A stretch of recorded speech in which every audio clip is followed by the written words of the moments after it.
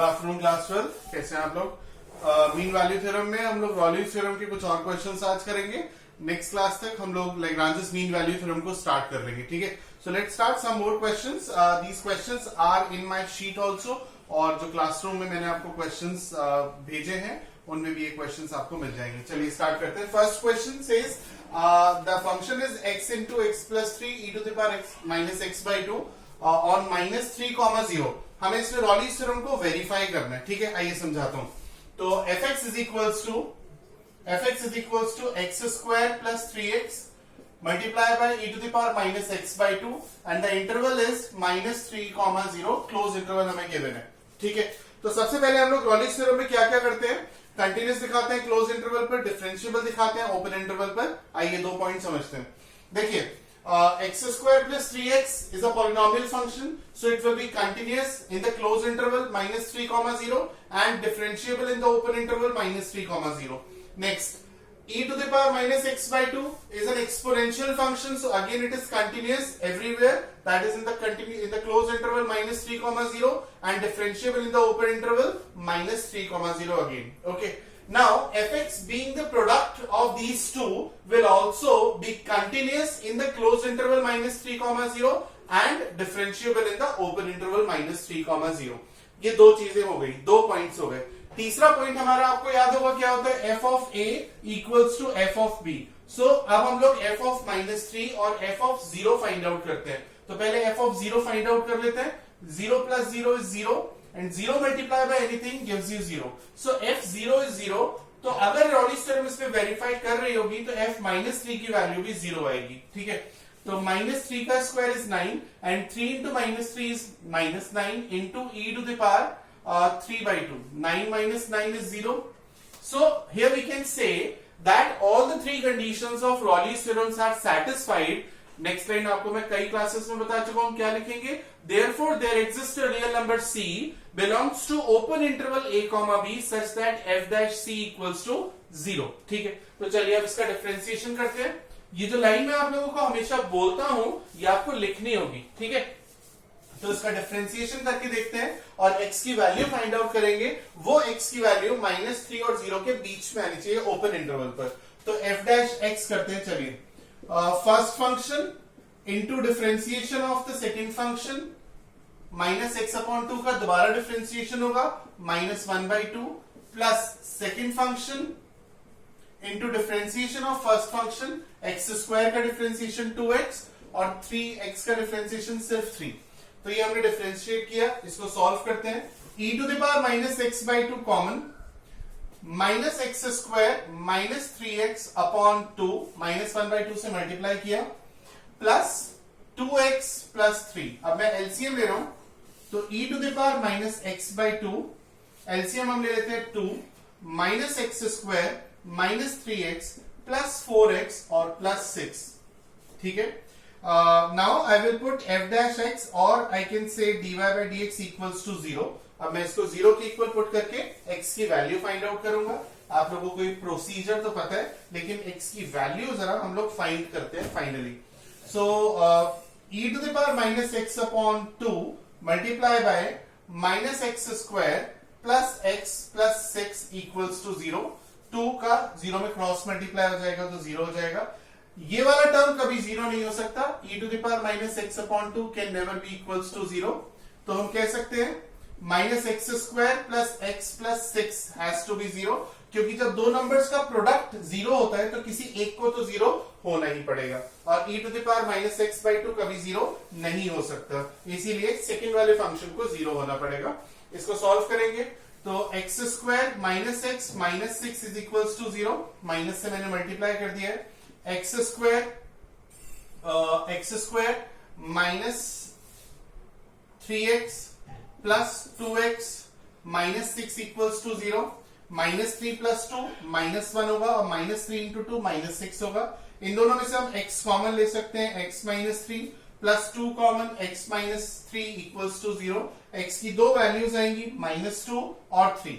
इन दो वैल्यूज में से अगर कोई एक वैल्यू भी ओपन इंटरवल में इसके बीच में है तो हम कहेंगे Rollins theorem is verified, otherwise not verified. तो देखते हैं -3 से 0, ये आप नंबर लाइन पे बना लीजिए।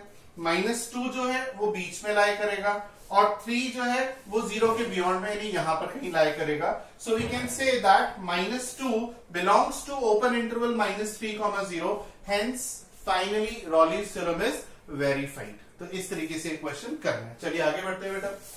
नेक्स्ट क्वेश्चन आप लोग रीड करिए. नेक्स्ट क्वेश्चन बहुत अच्छा क्वेश्चन है ये आपकी बुक में भी क्वेश्चन होंगे, चाहे आपके पास कोई भी बुक हो, आरडी शर्मा हो या ओपी मल्होत्रा, ये क्वेश्चंस काफी इंपॉर्टेंट है. Next question says e⁻x into sin x minus cos x on 45 to 225. π/4 को 45 कहते हैं. ठीक है, तो रॉलीज थ्योरम हमें वेरीफाई करना है. देखिए कैसे करते हैं. e⁻x ब्रैकेट में sin x minus cos x, interval में एक बार फिर से लिख लेता हूं π/4 to 5 π/4. आइए समझाता हूं, ध्यान से सुनिएगा. एक बार फिर से ऑलमोस्ट सेम बात बोल रहा हूं, पर क्योंकि बहुत इंपॉर्टेंट है और मार्क्स कैरी करती है बात, इस पर मार्क्स कटते भी है और मिलते भी है, इसलिए ध्यान से सुनिएगा, बहुत ध्यान से सुनिएगा.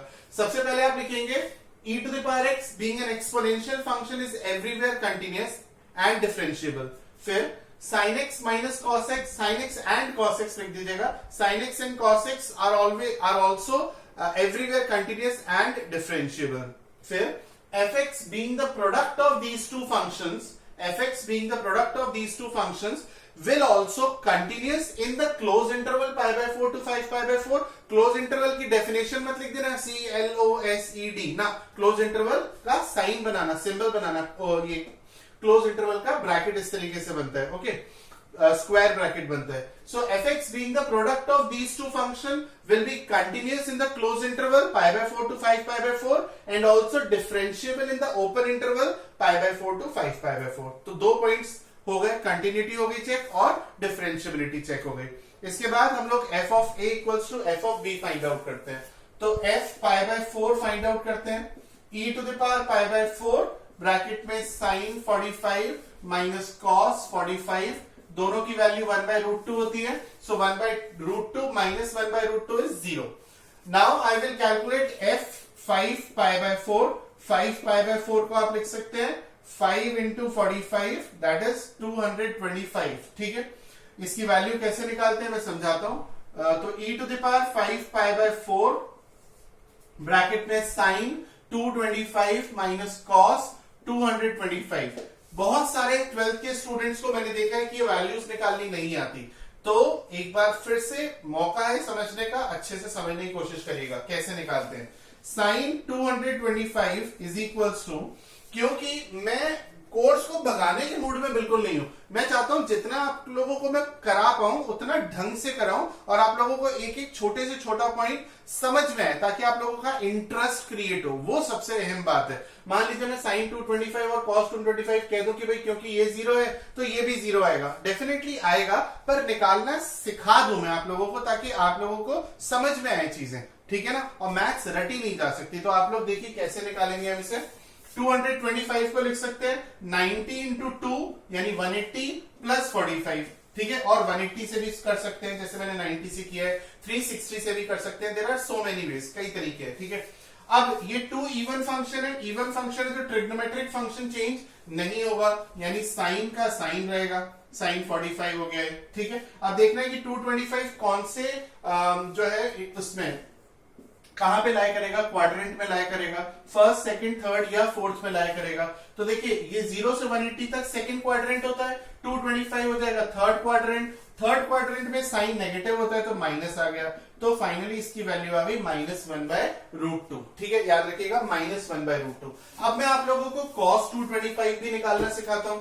cos 225 की वैल्यू देखिए क्या होगी. cos 90 into 2 plus 45. देखिए ये इवन है, 90 का मल्टीपल, तो चेंज नहीं होगा ट्रिग्नोमेट्रिक फंक्शन यानी कॉस रहेगा.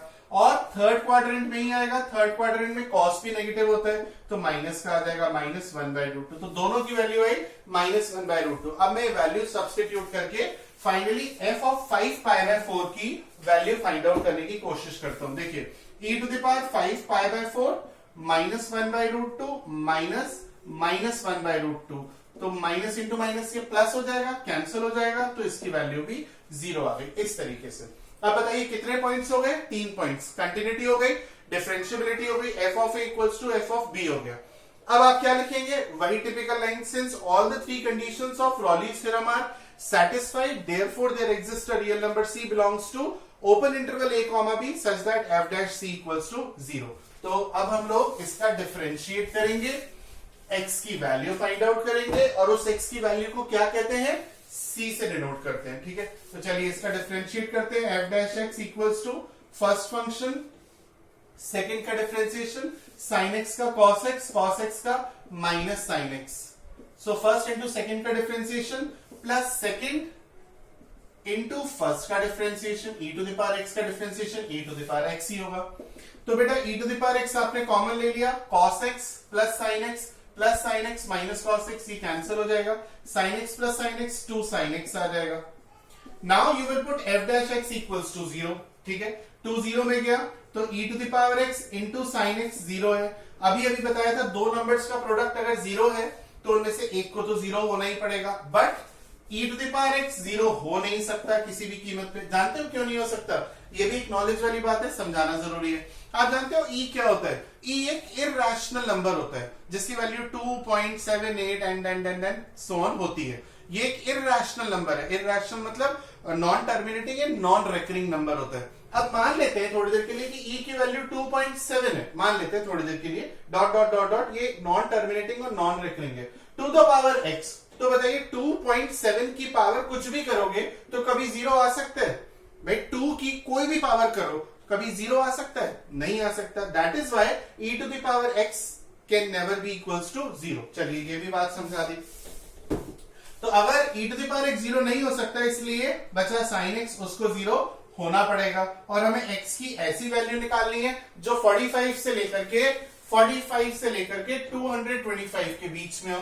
तो हम लोग 180 पर चेक करके देख लेते हैं। अगर x की वैल्यू 180 लेते हैं, 12th के स्टूडेंट्स हैं, इतना आप लोग जरूर सोच सकते हैं, हम इसे 90 इंटू 2 प्लस 0 और 2 इवन फंक्शन है तो ट्रिग्नोमेट्रिक फंक्शन चेंज नहीं होगा, that is it will remain as sin 0 की वैल्यू 0 होती है, यानी कि हमने जो सोचा वो ठीक है। Now x is equals to pi and pi belongs to open interval pi by 4 to 5 pi by 4, hence Raleigh's theorem is verified. So what is the value of x or what is the value of c?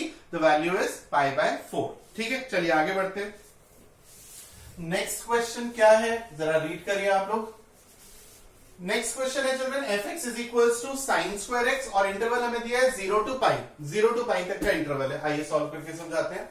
यहां पर छोटी छोटी बातें आप लोगों को समझनी होंगी। साइन स्क्वायर x को मैं sine x into sine x लिख रहा हूं सिर्फ इसलिए ताकि तुम सभी लोगों को ये अच्छे तरीके से समझ में आ जाए, जरूरत नहीं है उसकी कोई। अब देखिए, आप लिखेंगे कंटिन्यूअस और डिफरेंशिएबल के लिए आप लिखेंगे sin x is always everywhere continuous, है ना, और दूसरा फंक्शन क्या है, वो भी sin x है। And fx being the product of these two will be continuous in the closed interval and will be differentiable in the open interval 0 to pi। तो वो 2 पॉइंट्स हो गए, लिखना जरूर है, ठीक है। अब थर्ड पॉइंट में हम क्या करते हैं, एफ ए और एफ बी फाइंड आउट करते हैं। तो एफ 0 की value sin 0 into sine 0 sine square लगा देते हैं, तो ये 0, और अभी हमने थोड़ी देर पहले sin 180 की वैल्यू निकाली थी, वो भी 0 आई थी। तो तीनों कंडीशंस हो गई, कंटिन्यूअस हो गया, डिफरेंशिएबल हो गया और F of A equals to F of B हो गया। अब बताइए आगे क्या करते हैं, आगे आप लोगों को अब बहुत अच्छे से समझ में आ गया होगा। अब हम लोग इसका डिफरेंशिएट करेंगे। मैं दोबारा से इसे साइन स्क्वायर एक्स लिख देता हूं। तो साइन स्क्वायर एक्स का डिफरेंशिएशन कैसे करेंगे, देखिए मैं आपको पूरा ढंग से इसका डिफरेंशिएट करके समझाता हूं। देखो समझना, जिन बच्चों को डिफरेंशिएशन में भी थोड़ी सी प्रॉब्लम है उनको भी समझ में आ जाएगा। सबसे पहले जो ब्रैकेट के अंदर लिखा है इसको आपने अपने मन में x अज्यूम कर लिया। क्या मान लिया, x। अब x स्क्वायर का डिफरेंशिएशन क्या होता है, 2x। जिसको आपने x अज्यूम करा था उसको आप दोबारा डिफरेंशिएट कर दीजिए। sin x का डिफरेंशिएशन क्या होता है, cos x। तो फाइनली आ गया 2 sin x cos x, और 2 sin थीटा cos थीटा क्या होता है, ये होता है sin 2 थीटा। अब आप f डैश x को 0 पुट करते हैं ना, f डैश x को 0। अब दोबारा से हमें एंगल ढूंढना है जिस पर साइन की वैल्यू 0, अभी हमने 1 मिनट पहले किया था 180। तो हम लिख देंगे कि भाई sin 2x is equals to 0, और 0 जो है वो sin 180 की वैल्यू होती है। कंपेयर करें तो 2x is equals to pi और x is equals to pi by 2 पर देखना यह है कि क्या ये पाई बाई 2 0 और पाई के बीच में है। यस डेफिनेटली बीच में है, क्योंकि पाई बाई 2 होता है 90 belongs to open interval 0 to pi, hence Rolle's theorem is verified. ठीक है, बात समझ में आई। चलिए आगे बढ़ते हैं। नेक्स्ट क्वेश्चन जरा पढ़िए बेटा। नेक्स्ट क्वेश्चन क्या लिखा हुआ है? फोर्थ क्वेश्चन में लिखा हुआ है sin x plus cos x minus 1 और इंटरवल दिया है 0 टू पाई बाई 2। ठीक है, ये फोर्थ क्वेश्चन है, इसको अब हम लोग सॉल्व करते हैं। So f x is equals to sin x plus cos x minus 1 and interval we have given that 0 to pi by 2। क्या लिखेंगे भाई कंटिन्यूस दिखाने के लिए? दोबारा से समझा दूं, आप लिखेंगे sin x and cos x are always continuous and differentiable for all the real values of x, and fx being the sum of these two functions, constant function भी लिख सकते हैं, fx being the sum of these two function will be continuous in the closed interval 0 to pi by 2। Close interval की spelling मत लिख देना CLOSED, मैं पहले भी अभी बोल चुका, मुझे याद है, दोबारा से बोल रहा हूं क्योंकि कई बार मैं कॉपी चेक करता हूं तो उसमें लिखी होती है, वो अच्छा नहीं लगता। ठीक है ना? तो fx being the sum of these two function will be continuous in the closed interval 0 to pi by 2 and will be differentiable in the open interval 0 to pi by 2। ठीक है, तो ये आपने लिख दिया। अब आप क्या कैलकुलेट करेंगे? f0 कैलकुलेट करेंगे, f पाई बाई 2 कैलकुलेट करेंगे। बहुत इजी है, कैलकुलेट करके देख लीजिएगा, ये इक्वल आएगा क्योंकि साइन 0 0 होता है, उधर कॉस 90 0 होता है। नाउ क्या लिखेंगे? तीनों कंडीशन सेटिस्फाई होने के बाद, कई बार बोला है, एक बार फिर समझा दूं, आप लिखेंगे since all the three conditions of Rolle's theorem are satisfied, therefore there exists a real number c belongs to open interval a comma b such that f dash c equals to 0। तो f dash x को हमने 0 put करना है, cos x minus sin x equals to 0, so cos x equals to sin x and sin x upon cos x is 10x। 1 किसकी value होती है? Pi by 4 की, सो 1 की जगह हम 10 पाई बाय 4 लिख सकते हैं। सो फाइनली x की वैल्यू आती है pi by 4। Pi by 4 belongs to open interval 0 to pi by 2, hence Rolle's theorem is verified. ठीक है, समझ में आई बात? तो आज मैंने कुछ और क्वेश्चंस कराए रॉलीज थ्योरम के। मैंने आपको गूगल क्लासरूम पर मटेरियल भेजा है, कुछ बच्चों ने मुझे रिप्लाई किया, that's it, now we can see the material. आप लोगों को मटेरियल जो मैं भेज रहा हूं, जो पीडीएफ में बना रहा हूं, उसमें काफी मेहनत है, आप लोगों से मुझे फीडबैक चाहिए। ठीक है ना, कि सर हम मटेरियल देख पा रहे हैं, हमें समझ में आ रहा है, मटेरियल में कोई प्रॉब्लम नहीं है। आज भी जो क्वेश्चंस मैंने सॉल्व कराए वो भी मैं आप लोगों को भेज दूंगा। So you need not to solve any question from any book, मेरा material is more than enough. ठीक है, इतना रियलाइज मेरे स्टूडेंट्स को हो गया होगा कि मैं जो करा रहा हूँ वो कोई खाना पूर्ति के लिए नहीं, मैं ढंग से करा रहा हूँ हर चीज। ठीक है ना, चाहे 5 ना होकर के 4 चैप्टर होंगे, लेकिन होंगे ऐसे कि कोई कंपैरिजन, कोई भी मतलब कोई चीज बाकी नहीं रहेगी। बोर्ड क्वेश्चंस आप लोगों को आज भेज दिए सारे, जो पीडीएफ फाइल आपको भेजी है उसमें अभी तक के सीबीएसई बोर्ड के सारे बोर्ड क्वेश्चंस हैं, उसमें आईएससी बोर्ड के सारे क्वेश्चंस हैं। तो मेरे क्वेश्चंस लगाते रहिए और सब कुछ हर चीज A to Z परफेक्ट तरीके से हो रही है। ठीक है, और अपने फ्रेंड्स को भी बोलिए कि वो भी बैच को ज्वाइन करें। ठीक है, थैंक यू।